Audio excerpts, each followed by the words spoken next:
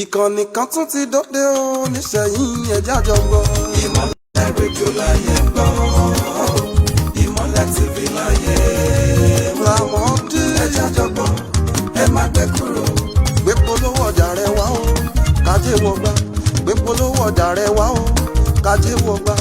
Ẹ̀yin iléeṣẹ́ ńláńlá, olókoòwò kéékèèké, kápítí wa, gbé tiyín lárugẹ. Ọjà dáwà bá polówó wìtìwìtì sàní yóò máa ta. Mẹ́ta nínú ọ̀kan nínú mẹ́ta.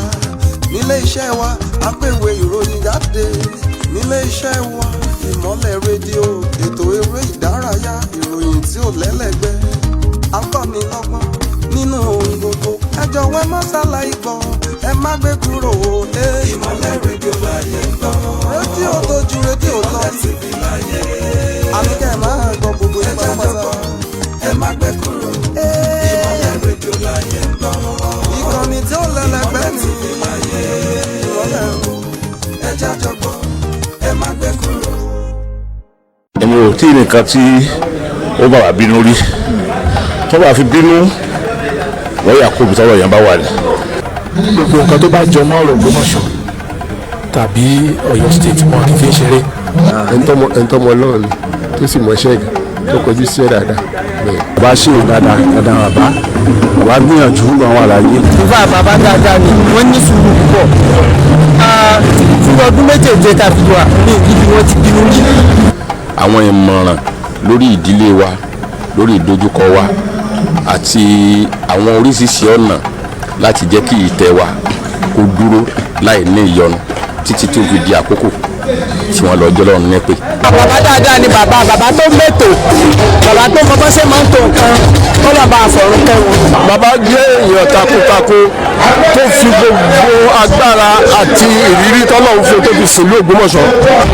Bàbá yẹn ṣe dáadáa gan, kódà kò ní mọ̀ yìí pé bàbá ìjọba já lé òye lè mọ̀ pé bóyá bàbá oníṣẹ́ ìjọba tàbí oníṣẹ́ kan tó jẹ́ kí ni bàbá. Fi ọ̀pọ̀lọpọ̀ èèyàn lọ lápá lára bàbá wa Justice Afolabi Adeniran. Bàbá jẹ́ ìyẹ̀fọ́jẹ́ tó ní sùúrù kọ́lọ̀ fún mi ní sùúrù tọ̀rọ̀ wọ́n lè ní ìmọ̀ àti òye. Bàbá mi ò bí. My father was a very generous man. That's one thing you will say about him. Role model, mentor. He's the best guy. He's the best guy. So my father was a father to all. Father to all. Not just his biological children. Father to everybody.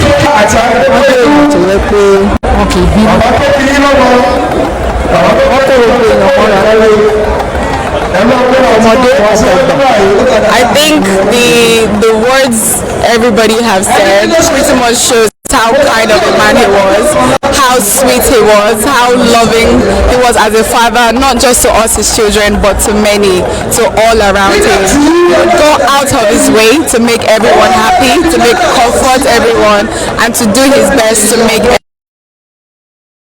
everywhere a better place.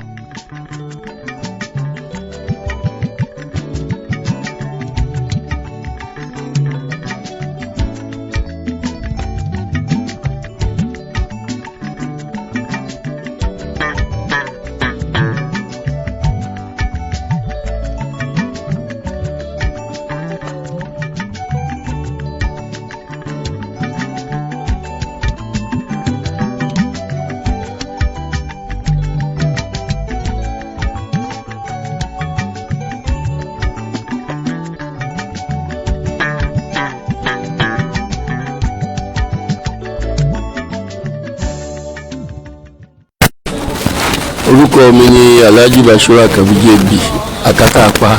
kí àwọn ọmọ wọn kí wọ́n má jẹ́ kí orúkọ wọn ó parun àti fún Ògbómọ̀ṣọ́ parapọ̀ àgbáyé kí wọ́n kíkù mẹ́mórì wọn láì.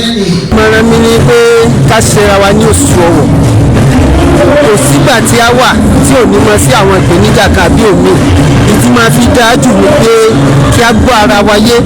àwọn ọmọ ní pé kí wọ́n kó má fi Ògbómọ̀ṣọ́ lẹ́ o gbogbo tí wọ́n ta sí bàbá wọn yìí àwọn kọ́ o bàbá wọn la ṣe fún ṣé tó wá dọ́jú iwájú tiwọn náà ṣé wọ́n ó sì rèé fáwọn náà tó fi fẹ́ fọ́n náà pé káwọn náà kàn bí tọrọ ìlú wọ́n sì súnmọ́ ilé gbé tó wà nílùú ìbú kó kéré kó wálé kó wá sí kan s'Ògbómọ̀ṣọ́ o kí pàṣẹ àbáwọn kọ́ bá parẹ́ ní Ògbómọ̀ṣọ́. nígbà tí bàbá jẹ́ ẹni àlàáfíà mo rò wípé n tó yẹ kí gbogbo wa jẹ́ òun náà ni irú ìgbé ayé àti irú èèyàn tí bàbá retired Justice Adeniran tí wọ́n gbé nínú ayé.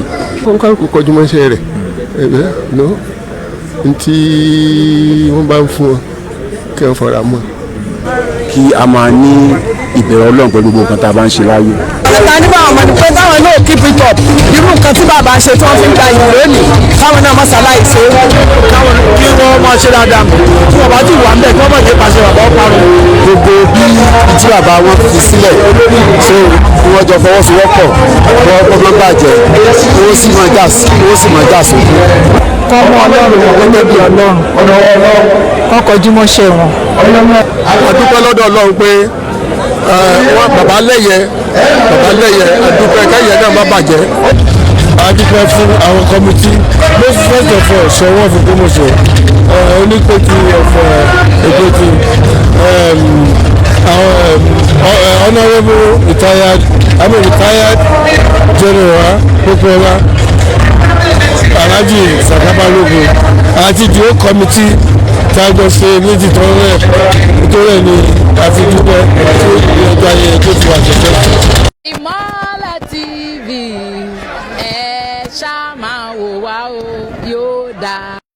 sí iléeṣẹ́ ìròyìn Ìmọ́lẹ̀ ojú tẹ́ fi ń wò wá ò ní fọ́ etí tẹ́ fi ń gbọ́ wá ò ní. iléeṣẹ́ Ìmọ́lẹ̀ TV ẹ máa wò wá. You can watch our program live on Imole TV Yoruba on Facebook and on YouTube. And you can also follow our social media accounts on Facebook, Twitter, YouTube, Instagram and TikTok. This is Imole TV, a brilliant way to light your world. Ṣé òkúkú sí kékeré àtàtì ò nílé lórí? City Villa Homes.